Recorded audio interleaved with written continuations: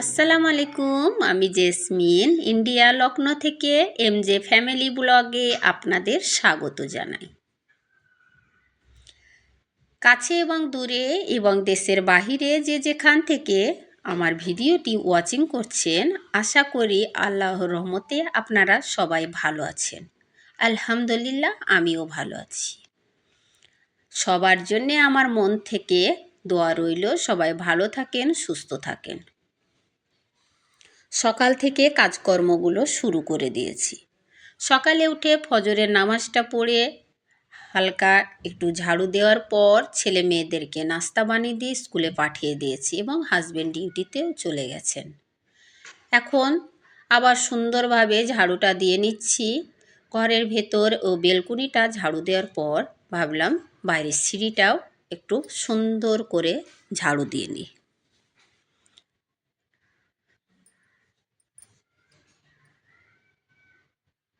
ঝাড়ুটা হয়ে গেলে আমি একটু রান্নার কাজে ব্যস্ত হয়ে পড়ব। আজ খুব ইচ্ছা হচ্ছে যে হাজবেন্ডের পছন্দের কিছু রান্না করি। তো উনি বাজার থেকে একটা বড় কাতল মাছ কেটে নিয়ে এসেছিলেন। তো সেটা আমি ধুয়ে ফ্রিজে রেখে দিয়েছি। তো ভাবলাম ওনার জন্য একটু ফিশ কারি বানাই। এখন মশলাগুলো কেটে রেডি করছি।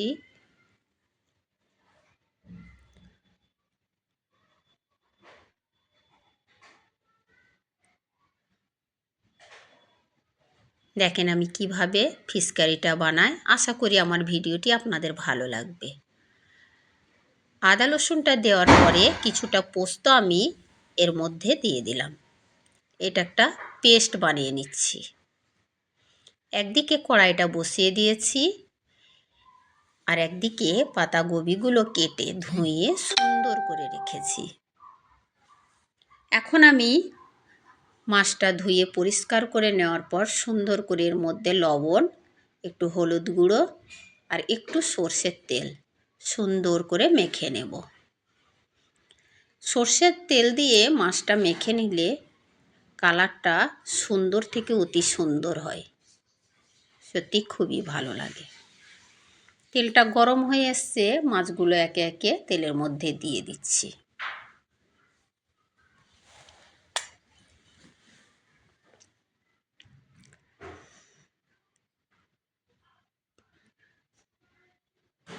পোস্তটা যেটা পেস্ট করেছিলাম সেটা একটা কটরির মধ্যে মুছে নিয়ে ওর মধ্যে একটা টমেটো পিষে নিলাম।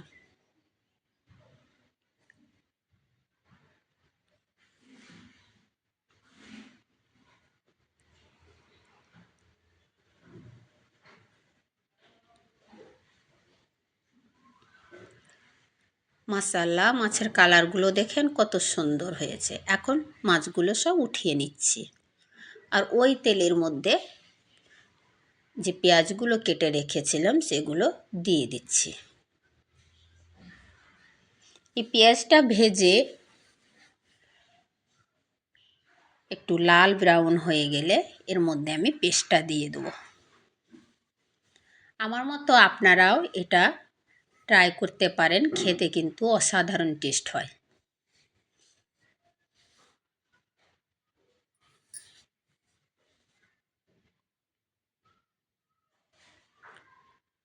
এই ফিশ কারিটা আমার হাজবেন্ডের খুব পছন্দের রান্না। তো আমি চেষ্টা করি ওনার পছন্দের রান্নাগুলোই করার। এখন পোস্তটা দেওয়ার পর কিছু 5 মিনিট মতো আমি ভেজে নিয়েছি, তারপরে মশলা গুঁড়োগুলো দিতে শুরু করেছি। ধনিয়া গুঁড়ো, হলুদ গুঁড়ো, লঙ্কা গুঁড়ো আর 2টো মতো আমি কাঁচা লঙ্কা চিড়ে নিয়ে দিয়েছি। পোস্তটা ভেজে নেওয়ার পর ওর মধ্যে আমি টমেটো পেস্টটা দিয়ে দিলাম।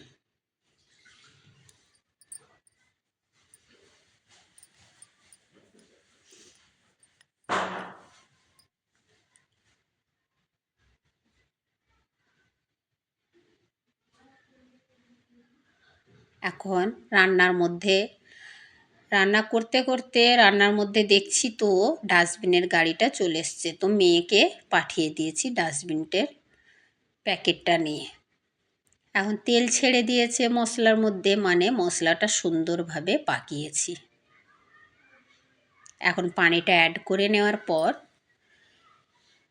মাছগুলো অ্যাড করে দিলাম। 5 মিনিট মতো এটা বয়েল করে নেব।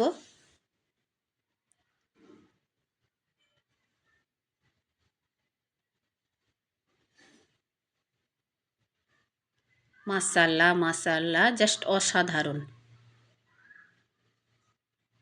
দেখেই বোঝা যাচ্ছে না কত সুন্দর হয়েছে। এদিকে ভাতটাও বয়েল হয়ে এসছে। এবার কাজগুলো একটু সেরে নিচ্ছি। রান্নার পরে বার্তানগুলো একটু পরিষ্কার করে নিচ্ছি।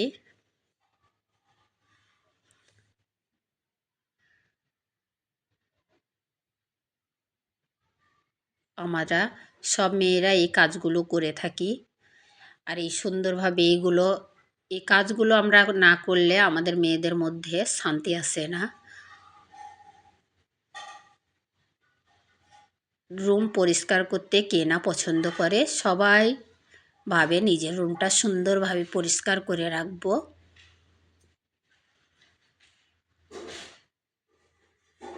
এটা আমাদের সরকারি কোয়ার্টার। আমি এইভাবে সুন্দর করে সব কিছু পরিষ্কার করে নিজের মতো করে রাখি।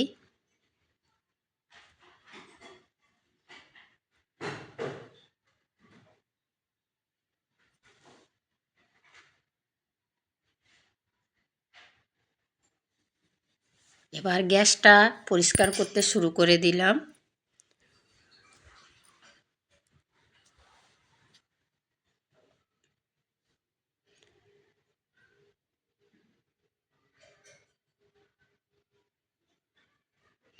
এখন বাইরের বেসিনটা পরিষ্কার করে নেওয়ার পর পোছা স্টার্ট করে দিয়েছি। ঘরের পোছাটা শুরু করে পোছাটা হয়ে গেলে আমি স্নান করতে চলে যাব। আশা করি স্নান করার পরে নামাজ পড়ে নেব। নামাজ পড়ে নিতে নিতে আমার হাজবেন্ড হাজির হয়ে যাবেন। একদিকে মেয়েটা স্কুল থেকে চলে এসছে, তো ফ্রেশ হচ্ছে, তো ওর আবার টিউশন যাওয়ার টাইম হয়ে যাবে।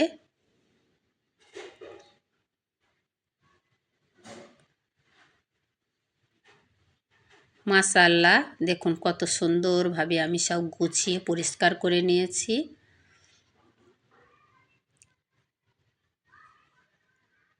এইভাবে রুমগুলো থাকলে সত্যি আমাকেও খুব ভালো লাগে।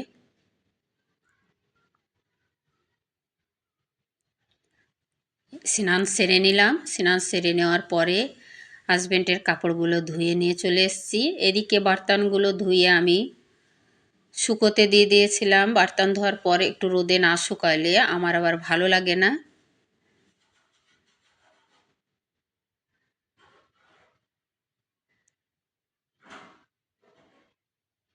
যে কাপড়গুলো শুকেছে ওগুলোকে আমি ফোল্ড করে নিচ্ছি।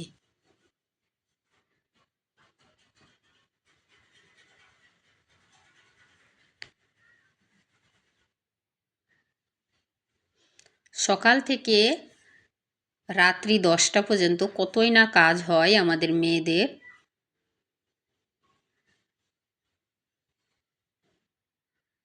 তারপরেও কিন্তু আমরা এই কথাটাই শুনি, কি কাজ তোমাদের।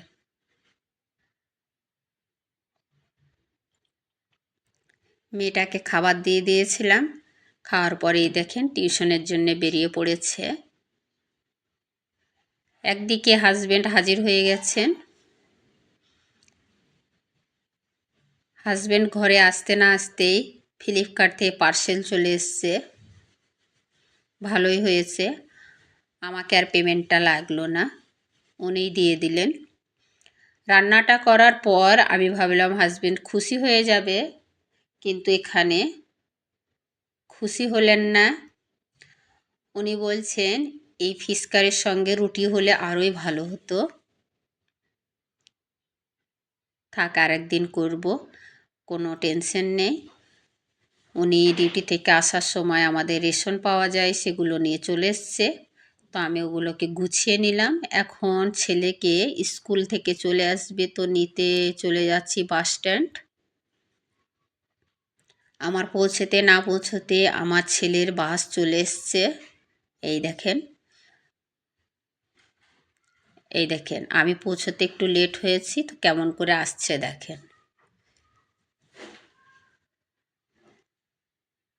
ব্যাগটা নিয়ে নিয়েছি, এবার খুশি হয়ে গেছে, নাচতে নাচতে ঘরে চলল। যাওয়ার পরে পাপা রেস্ট করছে, তো পাপার উপরে শুয়ে পড়েছে গিয়ে। আশা করি আমার ভিডিওটি আপনাদের ভালো লাগবে। সবাই ভালো থাকবেন, সুস্থ থাকবেন। আজ এখান পর্যন্তই শেষ করলাম। টাটা, আল্লাহ হাফেজ।